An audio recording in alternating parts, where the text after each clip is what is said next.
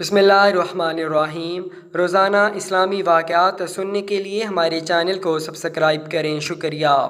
حضرت عمر رضی اللہ تعالیٰ عنہ کے زمانہ میں سرنگی بجا کر گانے والا آدمی بڑے ٹھاٹھ سے رہا کرتا تھا۔ سرنگی بجانے میں بہت ماہر تھا۔ اس کی آواز نہایت ہی سریلی اور شیریں تھی۔ جب ساز کے ساتھ گانے لگتا تو سننے والوں پر وجع طاری ہو جاتا۔ اس کے کمال کی دنیا میں دھوم مچ رہی تھی۔ مدتوں لوگوں کی عیش و نتاش کی مجلسیں اس کے نغموں سے گونجتی رہیں۔ آخر اس کی عمر ڈل گئی، پچھلا پہر آ گیا، بڑھاپے نے ڈیرے آن ڈالے۔ بیچارے کی کمر جھک کر کمان کی طرح ہو گئی۔ اس کی دل کو لبھانے والی آواز، وہ آواز اب خراب اور نکارہ ہو گئی۔ وہی آواز جس سے لوگوں کے دل مچل جاتے تھے، اب لوگوں کے کانوں پر گراں گزرنے لگی۔ ٹھیک ہے، دن سدا ایک سے نہیں رہتے۔ جب وہ بہت بوڑھا اور ضعیف ہو گیا تو پیسے کو ترسنے لگا۔ اب 2 وقت کی روٹی بھی نصیب نہ تھی۔ جب نوبت فاقوں تک آن پہنچی تو دل نے ٹھوکر کھائی اور خدا کے حضور میں صدقے دل سے دعا کی کہ اے میرے مالک، تو نے مجھے زندگی بخشی۔ میں ایک ادنی اور کمینہ انسان تھا، مجھے تو نے سریلی آواز عطا کی، مجھ پر ہزاروں احسان کیے۔ 70 سال تک میں نے بڑے ٹھاٹھ سے زندگی گزاری اور کبھی تیرا شکر ادا نہ کیا۔ آج ضعیفی اور بڑھاپے نے میرا برا حال کر رکھا ہے۔ میں اب کچھ کمانے کا اہل نہیں۔ عمر بھر میں نے دنیا کے آگے باجا بجایا، آج جب کہ کوئی میرا راگ اور ساز سننے کو تیار نہیں، آج میں تیرے لیے سرنگی بجاؤں گا، تیرے حضور میں اپنا نغمہ پیش کروں گا۔ ہر کسی نے مجھے دھتکار دیا ہے، آج میں تیرا مہمان ہوں۔ یہ کہہ کر سرنگی اٹھائی اور مدینہ منورہ کے قبرستان کی طرف روتا دھوتا چل پڑا۔ قبرستان میں پہنچ کر کہنے لگا، ٹھیک ہے، اب میرے گانے بجانے کا اگلا سا ٹھاٹھ نہیں رہا، مگر آج جس کے حضور میں گانے بجانے لگا ہوں، اس سے معاوضے کی پوری امید ہے، اس لیے کہ وہ نکارہ اور نکمی چیزوں کے لیے بھی معقول معاوضہ دے دیا کرتا ہے۔ بڑے عجز و نیاز سے سرنگی اٹھائی اور خوب بجائی۔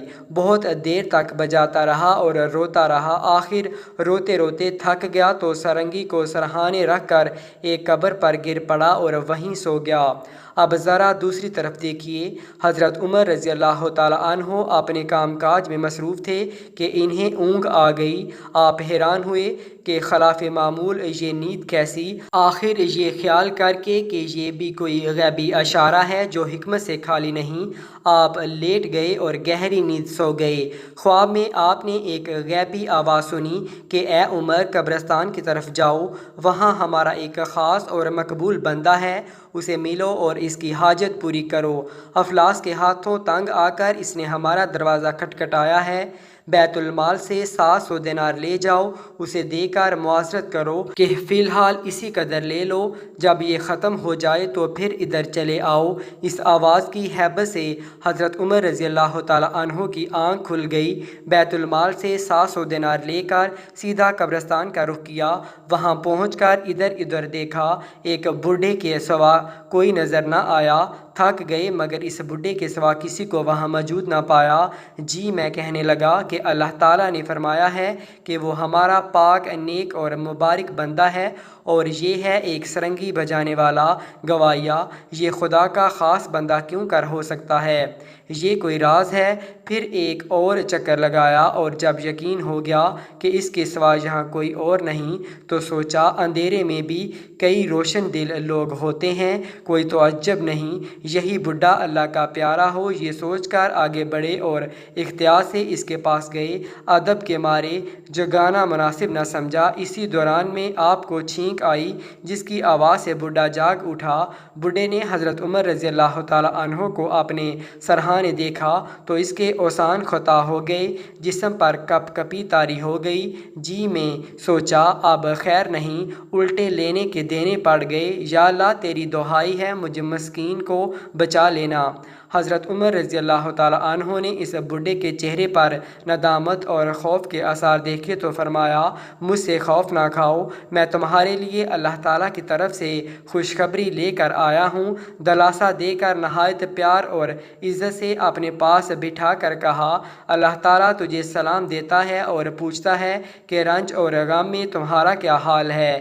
تیرے گانے بجانے کے معاوضے میں خدا نے فی الحال یہ 700 دینار بجوائے ہیں، یہ خرچ کرو اور جب ضرورت ہو تو یہاں چلے آنا۔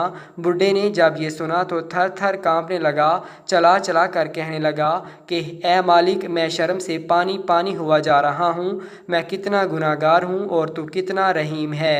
یہ کہہ کر بہت دیر تک وہ روتا رہا۔